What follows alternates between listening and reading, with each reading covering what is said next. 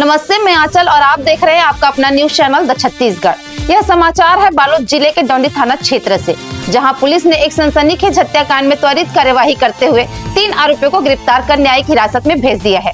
Police अधीक्षक श्री योगेश पटेल, अतिरिक्त police अधीक्षक श्रीमती मोनिका ठाकुर और नगर पुलिस अधीक्षक श्रीमती डॉक्टर चित्रा वर्मा के मार्गदर्शन में डोंडी पुलिस ने धारा 103 BNS के तहत यह कार्रवाई की।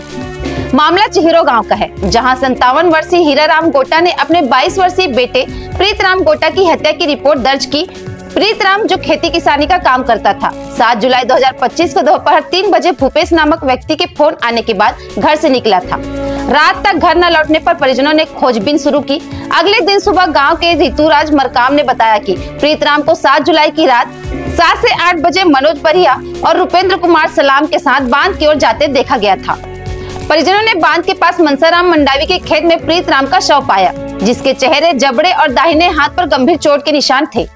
पुलिस ने तुरंत कार्रवाई शुरू की और संदिग्धों ऋतुराज मरकाम, मनोज बरिया और रुपेंद्र कुमार सलाम को हिरासत में लिया। पूछताछ में आरोपियों ने अपना जुर्म कबूल किया। उन्होंने बयान के अनुसार 7 जुलाई को प्रीतराम के साथ मछली पकड़ने के लिए बांध गए थे। वहां मोबाइल फोन को लेकर मनोज और रुपेंद्र के बीच विवाद हुआ, जो प्रीतराम के साथ मारपीट में बदल गया। ऋतुराज के बीच बचाव की कोशिश की, लेकिन पुरानी रंजिश के चलते उसने लकड़ी के मुड़ से प्रीतराम के जबड़े पर जोरदार प्रहार किया। इसके बाद पत्थर से चेहरे पर 5 से 6 बार वार कर उसकी हत्या कर दी। मनोज और रुपेंद्र मौके से भाग गए।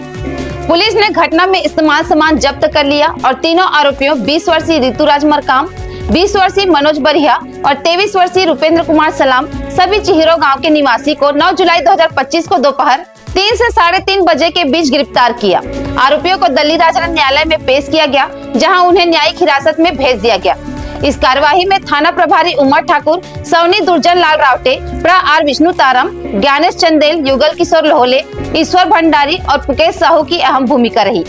बालोद पुलिस की इस त्वरित कार्यवाही की सराहना हो रही है। हम आपको इस मामले में आगे की जानकारी देते रहेंगे। आगे अपडेट के लिए हमारे न्यूज चैनल द छत्तीसगढ़ पर बने रहें।